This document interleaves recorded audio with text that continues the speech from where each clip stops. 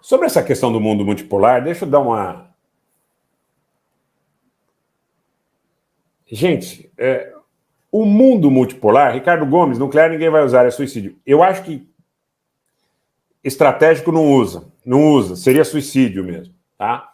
Mas tático eu tenho dúvida. Deixa eu passar por essa questão do mundo multipolar. Nós tivemos em algum tempo, tá? Seja bem-vindo ao MF3. Nós tivemos em algum tempo Portugal e Espanha como potências ultramarinas. Nós tivemos em algum tempo a Holanda como potência ultramarina. Nós tivemos em outro tempo a França, a Grã-Bretanha, depois os Estados Unidos da América do Norte como grande potência imperialista. O que é um mundo multipolar? O mundo multipolar é onde você vislumbra uma questão de uma certa equivalência, de um certo equilíbrio de poder de cunho interestatal, ou você vê o mundo multipolar, não é, como uma questão aí, eventualmente, de uma distribuição de poder entre os grandes polos, grupos de poder oligopolistas, de concentração na área do minério, do petróleo, do gás, porque eu não vejo isso acontecer. Eu vou ser muito franco com vocês. Tá? Você pode ver, naturalmente, novos atores estatais com uma importância que antes não tinham. Não apenas a Rússia, mas a Índia, a Indonésia, a Turquia, não é? A China, o Paquistão. E, provavelmente, se tudo estiver nos conformes, o próprio Brasil deva ocupar um papel nos próximos anos também nesse sentido. Ainda que esteja, talvez, uma posição frágil em relação a todos esses atores que eu coloquei para vocês. O que eu entendo? Que uma certa distribuição de poder entre estes atores é uma realidade. Então, se vocês estão considerando que o mundo multipolar é isto... Boa noite, Rafael Aquino. Savá, tá bom, tá certo. Agora, vocês veem um mundo multipolar sob ponto de vista da distribuição de poder em relação aos grandes conglomerados, aos grandes oligopólios, aos grandes grupos financeiros? Porque eu acabei de dizer para os senhores que, em algum momento, Portugal e Espanha detinham uma condição, sob ponto de vista, ou do entendimento do poder estatal, de potências ultramarinas. Em algum tempo, isso migrou para os Países Baixos, Holanda, depois França, Grã-Bretanha e Estados Unidos.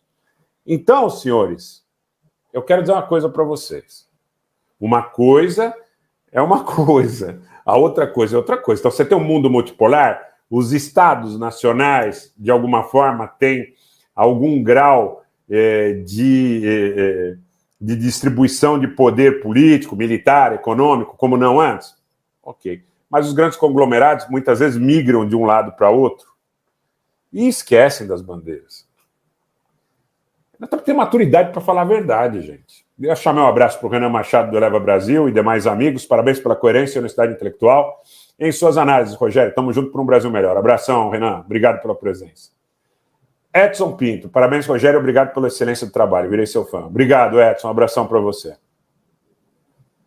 Gente, eu tenho obrigação, quando a gente fala em mundo multipolar, eu gostaria que o mundo multipolar representasse mais do que a distribuição de poder interestatal e fosse multipolar sob a égide de que essa concentração de poder, entendendo o poder como um traço aí de aspecto de polaridade, fosse... Porque, veja, eu sou um defensor da livre iniciativa. Oligopólio não é livre iniciativa. Oligopólio é uma prisão, aonde você tem que fazer um malabarismo retórico gigantesco para dizer que o oligopólio existe em função de algum fator de mérito. Geralmente ele existe em função de condições políticas criadas para que eles exerçam poder desproporcional. O que é, para mim, um mundo multipolar? O que é? Obrigado, Luzia. Um beijo para você. O que é o mundo multipolar? Não é um mundo multipolar só sob a égide da distribuição de poder interestatal. O mundo multipolar é um mundo onde você tenha mais companhias de energia, mais companhias de mineração, mais companhias fazendo os serviços de fomento financeiro na esfera do desenvolvimento, do financiamento da produção. Isso, para mim, é mundo multipolar. De outra forma, eu fiz uma live tempos atrás aí, com atores até de outra orientação ideológica, não vou citar nominalmente agora, onde eu dizia que antes de você entender que nós temos hoje um mundo multipolar, nós temos que pensar no seguinte: aonde estão estas grandes companhias? Aonde está esse grande capital? Aonde está esse fator que é fundamental, é sine qua para a decisão política? E eu acho que aí a República de Nagorno-Karabakh, Recruta 88, um abraço para você, obrigado pelo superchat.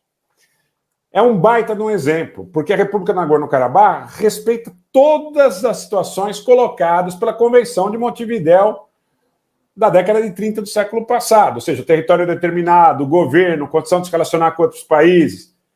Mas ninguém está olhando para isso como uma situação que permita que a independência seja exercida. O Kosovo não tinha nada disso.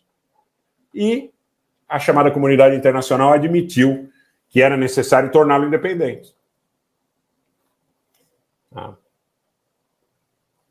Então, se há um mundo multipolar, por que pau que bate em Chico não bate em Francisco? Se há um mundo multipolar e um mundo mais justo, mais equânime, mais sério, por que nós temos essa realidade?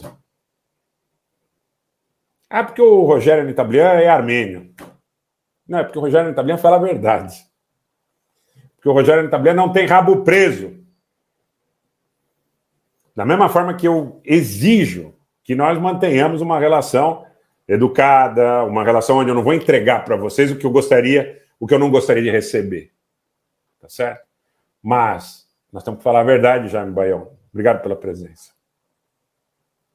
Eu acredito na ideia de um mundo multipolar, mas não apenas sob a égide de uma relativa distribuição de poder interestatal, mas tem que distribuir poder também em relação a um mundo onde 5, 6, 10, 12, 15 grupos têm uma ascensão sobre a formação de opinião, sobre a mídia, sobre a formação e o ganho de mentes e corações, que é absolutamente desproporcional. Isso não tem nada de multipolar, gente. Me mostrem onde está a multipolaridade nisso. Bernardo Brito, para entrarmos com o pé direito nesse novo mundo, é fundamental dialogar com a verdade, altivez, respeito ao próximo e autodeterminação dos povos. Sine qua, Bernardo. Esse cidadão Bernardo Brito aí é um grande brasileiro, um grande patriota, cidadão de índole extremamente libada, tá certo? E muito inteligente. Então, preste atenção nesse nome aí. Bernardo Brito, grande brasileiro. Jaime Baião, obrigado pelo superchat. Obrigado, Carmen Godoy. Seja sempre bem-vindo. Gente, quem não fez a inscrição no canal, faça a inscrição no canal. Eu quero dizer para vocês que nós estamos agora com 161.481 inscritos.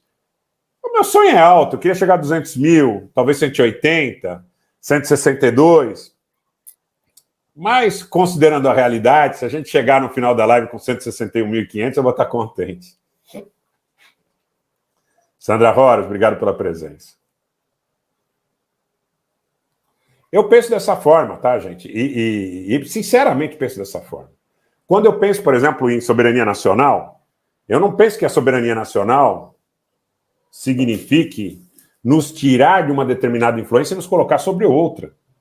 Nós somos grandes o suficiente para não ter nenhum tipo de dependência. Eu não gosto dos Estados Unidos. Ok, tudo bem, entendo perfeitamente. É um poder imperialista, perfeito. Mas eu não quero trocar os Estados Unidos pela China. Não quero trocar os Estados Unidos pela Rússia, nem pela Alemanha. O Brasil tem que caminhar pelas suas pernas. Essa é a realidade. Porque senão nós vamos trocar 6 por meia dúzia. Nós vamos deixar de ser colônia de um para ser colônia de outro. E eu quero o Brasil altivo, quero o Brasil independente, quero o Brasil sério, onde 2013 nunca mais aconteça. Nunca mais. Porque a população, tomada por ressentimentos justos e injustos, foi instada a se manifestar contra seu próprio interesse. Eu não quero mais isso para o Brasil. Não quero.